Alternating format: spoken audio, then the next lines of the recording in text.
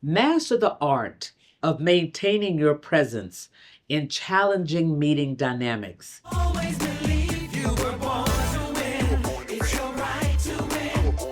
Claim it, frame it, 'cause you were. I want to thank my subscribers for posing this question. So often people feel that they lose their power right in the middle of a meeting. Well, let's talk about how you maintain it. First of all, you need to go into the meeting owning your power.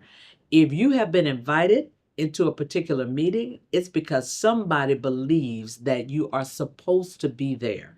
And one of the things that I started doing very early on in my career is challenging myself in this way. I would say, Carla, suppose the person that's leading this meeting is not able to come, and you all of a sudden have to conduct the meeting. How would you do it? What's important for you to say in this meeting? What decisions are you trying to drive? Who else is important with respect to their data or their skills in this meeting?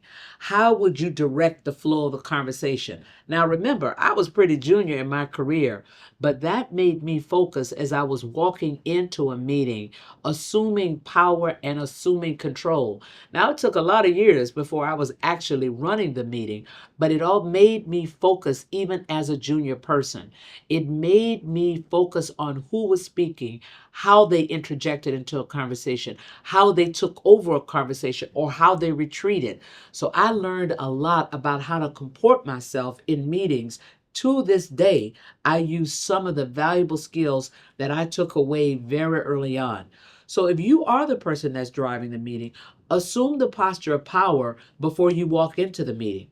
Know what you want to say. Make sure you've done your homework or your pre-networking before you get into that meeting. Because if you're looking for that group of people to opine or decide something, you might want to do some homework before you go into the meeting.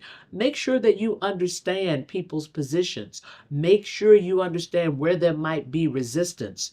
And as you walk in, prepare to deliver, knowing where some of the resistance might be. You try to get some of that out into the room as soon as possible so that you can push those things to the side and drive a conversation to the outcome that you are interested in, or frankly, to a better outcome than you might have thought about. When people interrupt you in that meeting, it's okay to let it happen a couple of times because sometimes you want to get whatever they're saying out into the room. But when you're now trying to present and somebody interrupts you, it's also appropriate to say, hey, Bob, give me a second. I entertained your argument. Give me the same grace. Let me finish what I'm saying. And then you finish what you're saying, and then you say, now, yes, Bob. Chances are Bob might not have anything to add after you have finished what you had to say. But it's important that you, again, regain control and notice how I said it. As your mother said, it's not what you said, it's always about how you said it. So make sure that you are even keeled with Bob, not emotional and not in any way submissive, but that you're calling a thing around the interruption, complete, and then return. It's important that people know that you're ready when you walk into a room and that you are standing toe to toe, eye to eye with them, no matter who's in that room. Because if you have been invited, you are being seen as an equal player. So put on that jersey and own it. Go get them.